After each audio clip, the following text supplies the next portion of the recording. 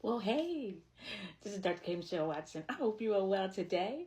I am just doing a quick little conversation. As you know, we do what we do, and we simply let's just talk about it. So much is on the table today, and I've gotten so many comments from those in my inbox, and I just want to just throw out a couple of little things. I posted on my Instagram page about how important it is for us to realize, and I say us because that applies to me as well, on us being able to do what we can do and control what we can control. Every other thing is off the table, right? Because we get so engulfed in this thing about being able to control the uncontrollable. And sometimes when we're thinking about controlling the uncontrollable, we realize that we let people's thoughts and experiences and opinions drive who we know we are, right? And oftentimes, people's perspective of you is shaped around their own experiences and not necessarily your experience. And so, what do you do about that? Well, you can do a number of things. You can take into consideration what that person is saying and how much you value their voice. You can take into consideration that nothing that person says about you matters. You can take into consideration whether that person's perspective or opinion bears any weight on what you're doing in your life. So there are a number of different things that you can do when you're looking or hearing people's perspectives and opinions.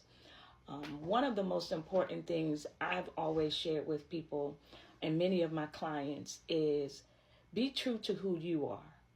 Be true to what you know.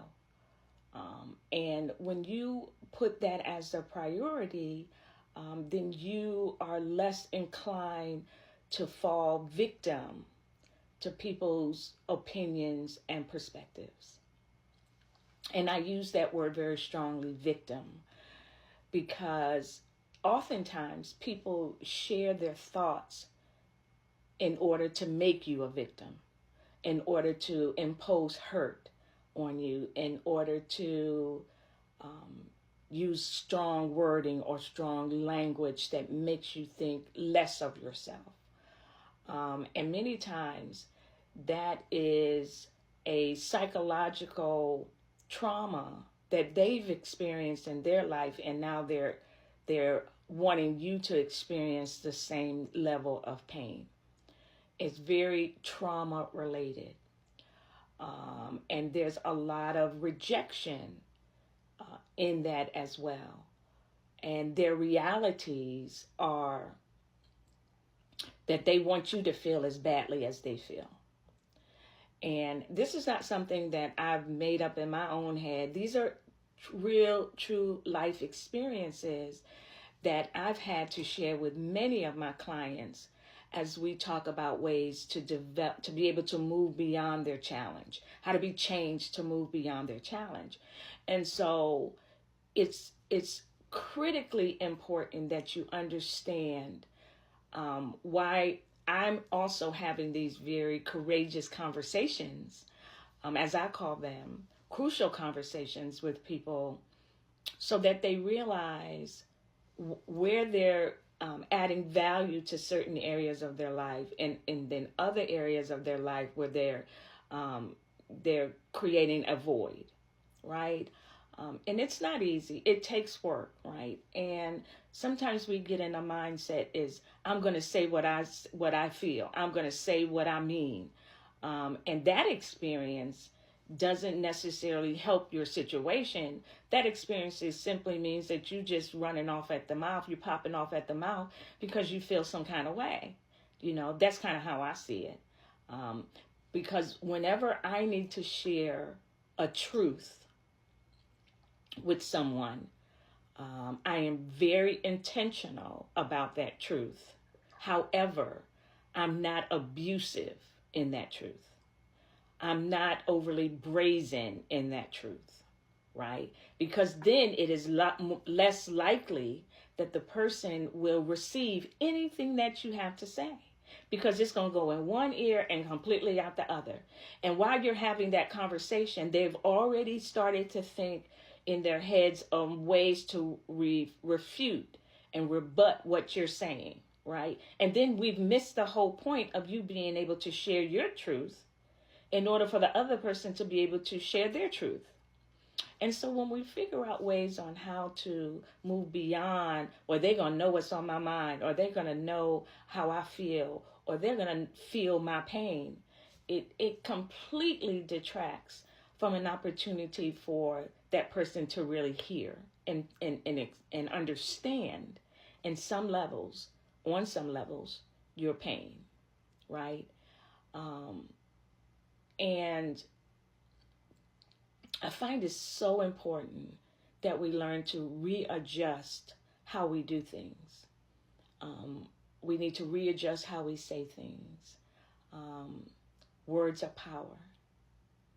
Words are life. And it's not so easy to retract something you said. I want to bring this a little closer. It's very challenging to retract what you say in your words with a simple apology. It's very hard. It's very challenging. And so I want to encourage you today to be very mindful of your words. Your words are spirit and your words are life. Work to be a better person in how you share your voice, and how you share your pain, and how you share your traumas. And in the end, you want the person to be able to understand where you are and where you're coming from. Now, I got in my inbox about 4 or 5 different comments related to this situation and why I felt it was important to share in our session of Let's Just Talk About It. Let's just talk about it. Let's just engage. Let's just have dialogue. Let's just have conversation in our podcast, because these are some things that people are really experiencing. And my goal is to really be informative and, again, intentional in providing help. Help is on the way. Help is on the way. And I'm here to tell you as well, there are many times that I have to check my own self. I have to self-reflect. And it has become more challenging to, after I kind of pop off on people, and there have been times when I have popped off, that I had to sincerely come back and say, please forgive me. I was really feeling some kind of way. I was really feeling, defeated. I was really feeling self-conscious. I was really feeling inadequate. I was really feeling some pains of things that I've been dealing with that have absolutely nothing to do with you, but just has to do with life circumstances that I found myself going off on you. And it triggered an emotion in me that I was really struggling with. So I want to encourage you to take more time to be mindful of your words.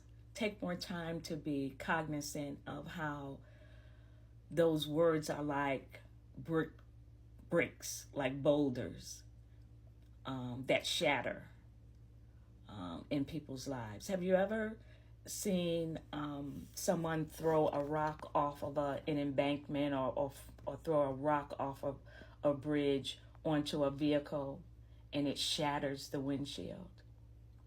It shatters the windshield, where it can do a number of things. It could just shatter the windshield, or it can go through the windshield, or it can hit the person in the vehicle and kill that person. There are so many things that our words, which can be seen as bricks, do to really hurt in so many ways. So I want to encourage you, be very mindful of the words you share. Be very mindful of sharing the